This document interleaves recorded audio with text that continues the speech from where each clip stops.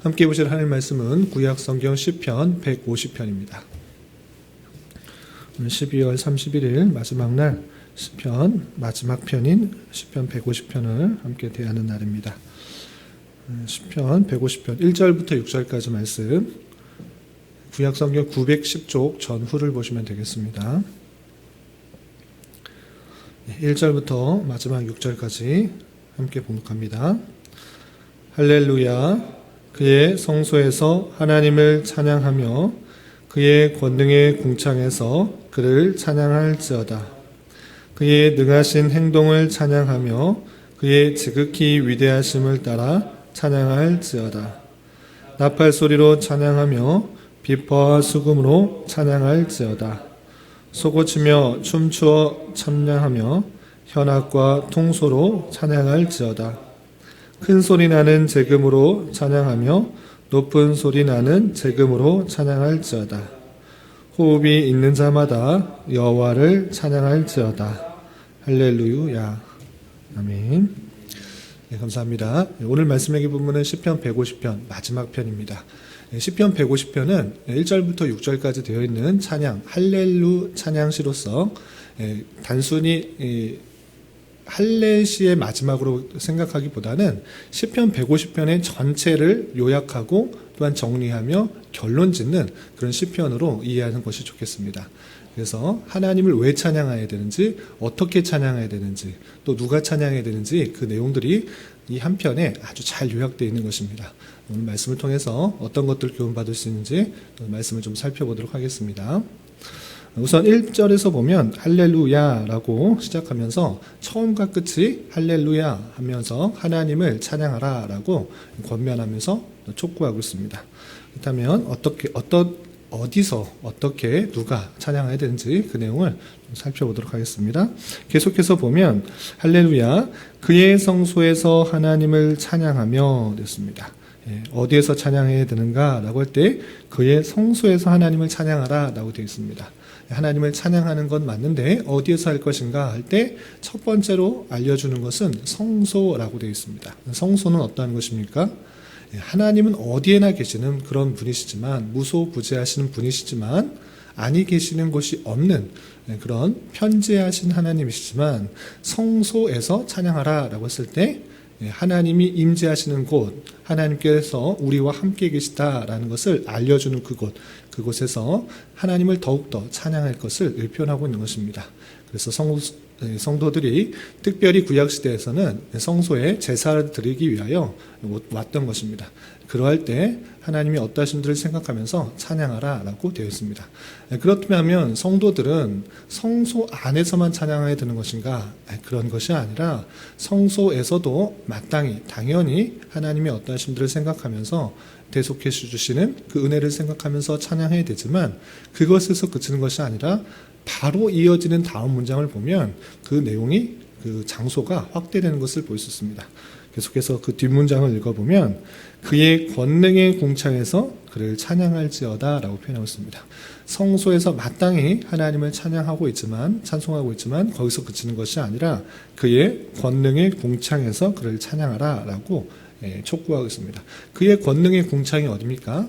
하나님께서 그의 능력으로 만드신 그 하늘에서 찬양하라 그랬습니다. 그렇다면 하늘로 올라가서 찬양하는 것인가?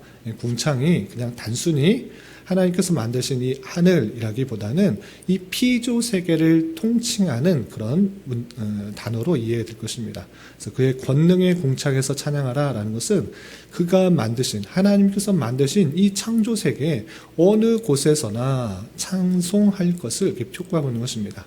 성소에서뿐만 아니라 그가 만드신 모든 장소에서 찬양할 것을 말하고 있는 것입니다.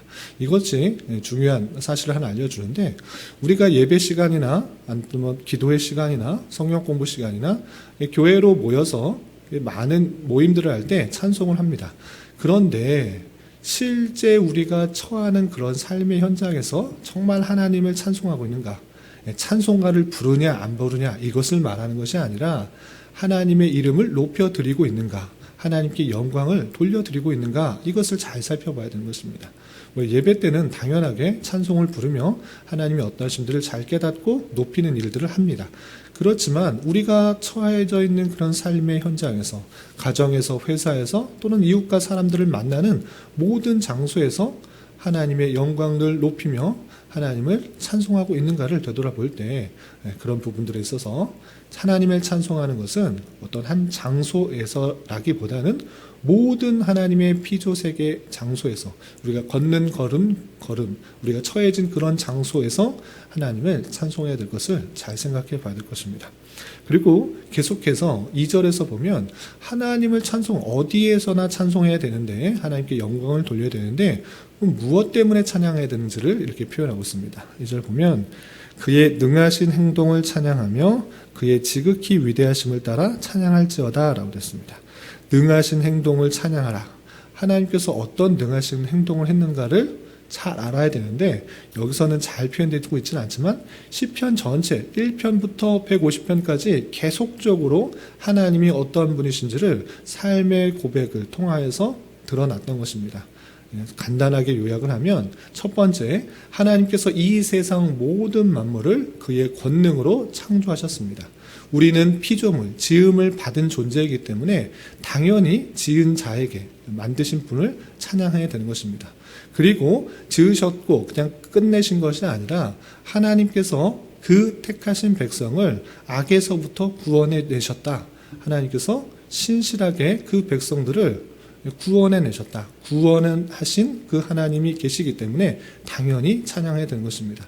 특별히 이스라엘 백성들은 애굽의 종살이에서, 애굽의 노예에서 해방시켜 주셨을 뿐만 아니라 바벨론의 포로에서 해방시켜 주셔서 하나님의 은혜 가운데, 하나님의 주권 가운데, 하나님의 약속 가운데 다시 이스라엘로 되돌아올 수 있었던 것입니다. 마찬가지로 우리도 이방인과 같은 그런 존재임에도 불구하고 하나님의 말씀, 하나님의 복음이 우리에게까지도 전파되어서 죄와 비참 가운데 있는 그런 인생을 말씀으로 복음을 전하게 되어서 예수 그리스도를 믿게 되었다. 그러므로 말미암아 구원을 받게 된 그 놀라운 사실이 있는 것입니다.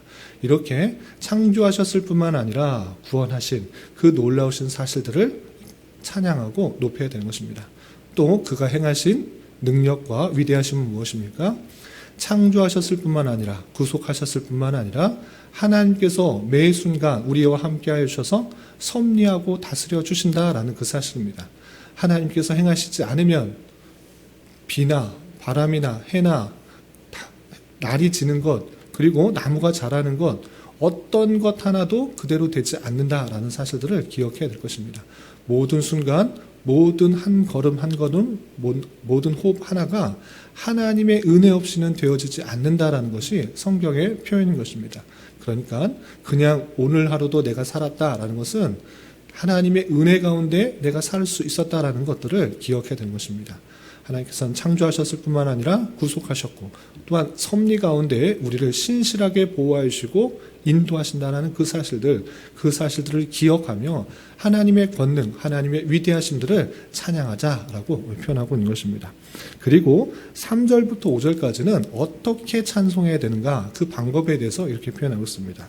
3절부터 5절까지 쭉 보시면, 나팔 소리로 찬양하며 비파와 수금으로 찬양할지어다. 소고치며 춤추어 찬양하며 현악과 통소로 찬양할지어다.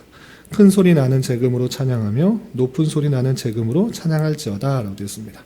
3절부터 5절까지는 다양한 악기들을 동원하여서 하나님을 찬송할 것을 표현하고 있습니다. 악기뿐만 아니라 춤을 추며 찬양하는 그런 방법도 표현하고 있습니다.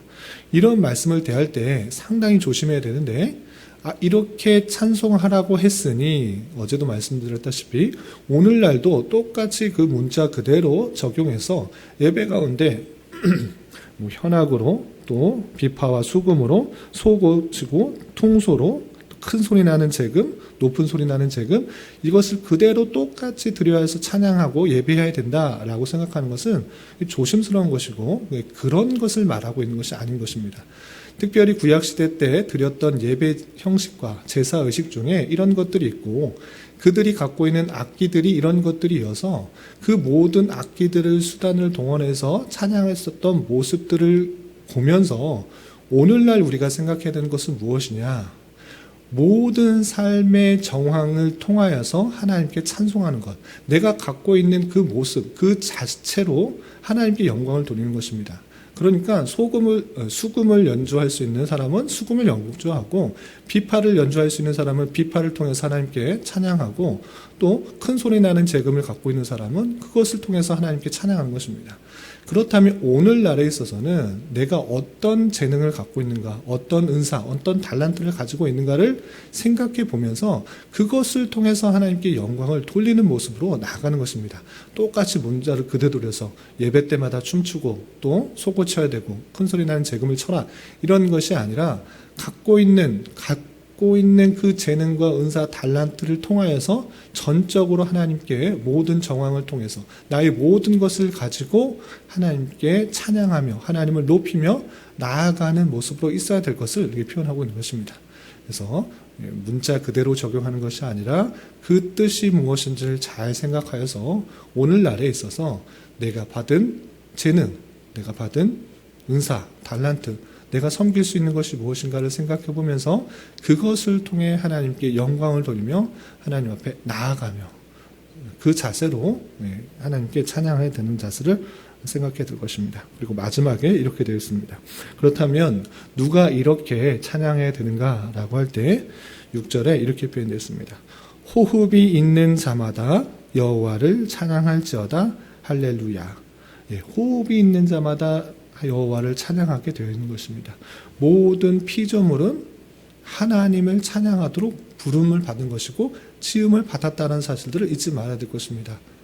호흡이 있다라는 그 사실 자체로 하나님께 영광을 돌리는 자로 있는 줄 알아 우리의 마땅한 삶의 자세에 있어서 내가 드러나는 것이 아니라 하나님의 영광이 드러날 수 있기를 잘 바라는 자세로 나아가야 되는 것입니다.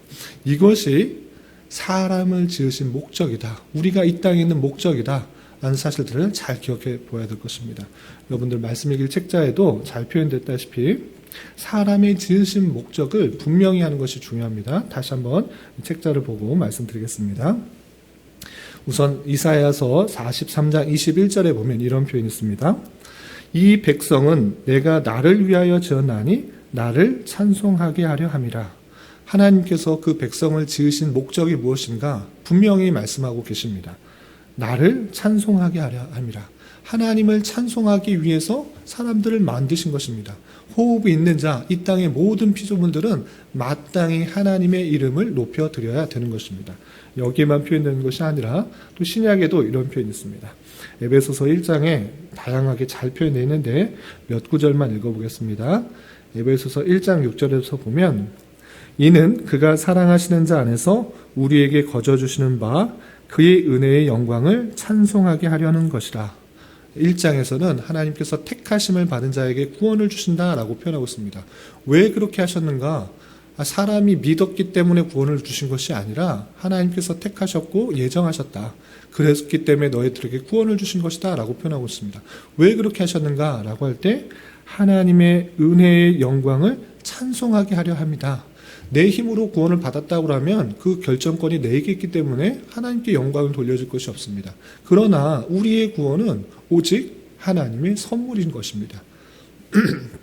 하나님의 선하신 뜻 가운데 우리를 택하여 주셨기 때문에 구원을 받았다. 그렇기 때문에 우리의 구원이 오직 주님께 달려있기 때문에 하나님의 은혜의 영광을 찬송하는 자로만 있는 것입니다. 이렇게 우리가 마땅히 구원받은 것에 대해서 주님을 높여야 된다는 것들을 표현하고 있습니다.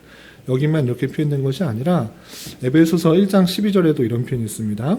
1장 12절 보면 이는 우리가 그리스도 안에서 전부터 바라던 그의 영광의 찬송이 되게 하려 하심이라. 우리 자체가 하나님의 영광의 찬송이 되게 하신다라는 것입니다. 하나님께서 우리를 보실 때 우리는 영광의 찬송이다. 하나님의 영광의 찬송 그 자체가 되고 있다. 하나님께서 우리를 하나님의 찬송 그 자체로 영광의 찬송을 부르는 자로 나아가게 하신다라고 표현하고 있는 것입니다. 마땅히 하나님의 이름을 높이며 위대하심을 높이며 있는 자로서 하루하루 모든 자리에서 살아가야 될 것을 표현하고 있는 것입니다. 마지막으로 1장 14절을 계속해서 보면, 에베소서 1장 14절 보면, 이는 우리 기업의 보증이 되사 그 얻으신 것을 속량하시고 그의 영광을 찬송하게 하려 하심이라. 계속적으로 표현되고 있는 것이 무엇입니까? 성도로서, 또 모든 호흡이 있는 자로서 하나님의 어떠하심들을 잘 생각하면서 하나님을 찬송하는 것, 그것이 우리가 이 땅에 지으심을 받은 목적이고 구원받은 목적이라는 사실들을 잊지 말아야 될 것입니다. 그래서 우리가 교회당에 모여서 또는 교회를 이루어 모임 가질 때 찬송하는 것, 그건 마땅히 다 있는 것이고 계속적으로 이루어지는 것입니다. 그런데 시편 기자, 오늘 시편 기자 1절에서 보면 성소에서만 찬송하는 것이 아니라 그의 권능의 궁창에서 찬송하라 라고 되어 있습니다. 권능의 궁창이 어딥니까? 우리가 거하는 모든 삶의 처소, 이 피조세계, 하나님께서 만드신 그 창조세계에 어느 곳에 있든지 하나님의 이름을 높이는 자로 살아가야 된다는 사실들을 잊지 말아야 될 것입니다. 이것이 중요한데, 우리 지난주 교리 시간에도 배운 것처럼 하나님께 찬송하는 것이 무엇인가, 하나님께 영광을 돌리는 것이 무엇인가를 잘 생각해야 됩니다. 우리가 그것을 위해 지음을 받았는데 그럼 어떻게 하나님께 찬송을 하는 것인가, 어떻게 하나님의 이름을 높이는 것인가, 그것은 우리가 하나님의 어떠하심들을 드러내는 자로 있는 것입니다. 하나님께서 영광이 부족해서, 권능이 부족해서, 사랑이 부족해서 우리가 영광을 만들어서 하나님께 돌려드리는 것이 아닙니다. 하나님께서 어떤 것이 부족한 것이 아닙니다. 하나님께서 통치력이 부족해서 우리가 열심히 국회의원이 되어서, 대통령이 되어서, 또는 회사의 CEO가 되어서 그렇게 됐기 때문에 하나님께 영광이 돌려지는 것이 아니라는 것입니다. 하나님께서 그렇게 되셔야지만 이 세상을 통치하실 수 있는 것이 아니라는 것입니다. 하나님께서는 믿지 않는 자를 통해서도 이 사회가 돌아가게 하실 수 있는 능력이 있는 분이십니다. 그렇다면 믿는 사람들은, 하나님의 구원을 받은 그 성도들은 어떠한 삶을 살아가야 되는 것인가?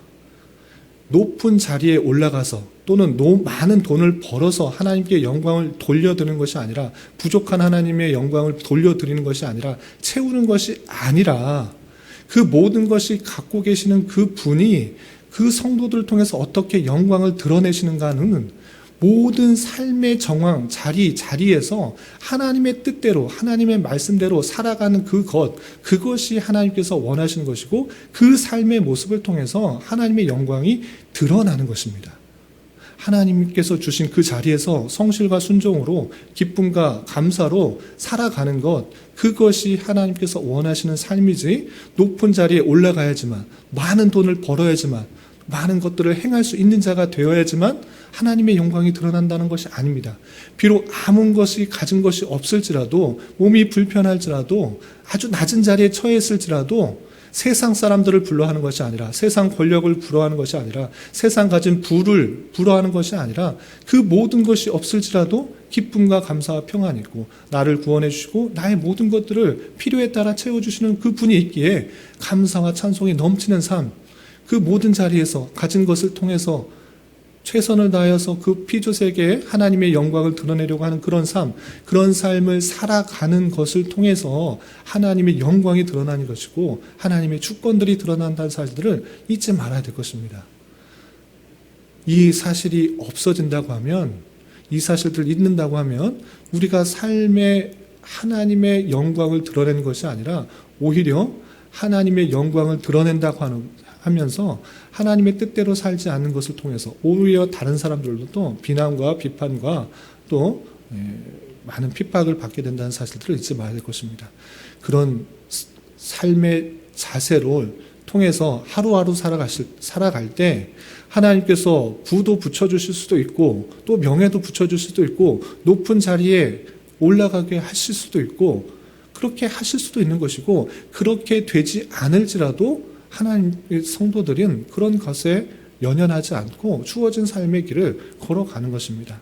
이 사실들을 잊지 말고 우리에게 주어진 그 자리에서 하나님의 뜻대로 행하는 삶, 그것이 중요한 것이지 내가 어떤 것을 이루어서 하나님께 올려드린다, 이 생각을 버려야 될 것입니다. 이 생각을 버리지 않는다고 하면 잘못된 길로 나갈 수 있고, 하나님을 이용해서 내 욕심, 세상적인 욕심, 세상적인 부, 세상적인 명예, 세상적인 권력, 그것을 만족시키기 위해서 하나님을 이용하고 하나님의 이름을 불러가며 하나님을 종처럼 부리는 그런 잘못된 신앙을 할 수 있다는 사실을 잊지 말아야 될 것입니다. 이 사실을 알고 하나님께 영광 돌리는 삶은, 하나님께 찬송하는 삶은 우리의 처해진 자리에서 하나님의 뜻대로, 하나님의 말씀대로 하루하루 살아가는 것, 순간순간 살아가는 것, 주님과 동행하며 그의 뜻대로 살아가는 것, 그것밖에 아무것도 없다는 사실들을 잊지 말고 그 분의 뜻대로 살아가 하나님의 어떠하신 일을 잘 드러낼 수 있는, 그의 영광을 잘 드러내며 그를 찬송하는 삶을 살아갈 수 있는 저와 여러분 되시기를 주님의 이름으로 부탁을 드립니다. 기도하겠습니다. 하나님 아버지 감사합니다. 오늘 시편의 말씀을 통해서 누가 어떻게 누구를 찬양해야 하는지 교훈받았습니다. 이런 말씀을 대하는 자로서 하나님께서 창조 세계와 우리에게 행하신 놀라운 일들에 대하여 올바로 깨닫게 하여 주시고, 우리의 삶의 자리자리마다 주님의 이름을 높여드리며 주님의 뜻에 따라 사는 삶을 통하여 하나님의 영광이 잘 드러나게 하여 주시고, 하나님의 창조하신 목적에 맞는 삶을 살아가기에 힘쓰는 자 되게 하여 주시옵소서. 주님, 오늘은 2021년도의 마지막 날입니다. 한 해 동안 주님께서 변함없이 신실하게 인도해 주신 것에 대하여 감사하게 하여 주시고, 또한 부족했던 것, 고쳐야 할 것들이 있다면 내년에는 더욱더 힘을 내어 잘 살아갈 수 있도록 은혜를 더하여 주시옵소서. 주님, 특별히 교회 내 육체 연약함으로, 직장과 사업장의 문제로, 가정의 여러 가지 문제로 주님께 간절히 부르짖며 나아가는 여러 지체들이 있습니다. 주님께서 이 모든 것들을 아시오니 주님 긍휼히 여겨주시고 그의 눈물 닦아주시며 위로하여 주시고, 그들의 기도 들으시사 우리의 기대와 소망보다 훨씬 더 풍성한 것으로 채워주시는 하나님을 깊이 경험하는 기회 되게 하여 주시옵소서. 오늘 저녁에 있는 금요 기도의 시간에도 함께하여 주실 줄 믿으며 이 시간 각자 간절히 기도하는 기도 제목 주님께서 들으시고 가장 선한 것들로 응답하여 주시옵소서. 예수님의 이름으로 기도 올리옵나이다. 아멘.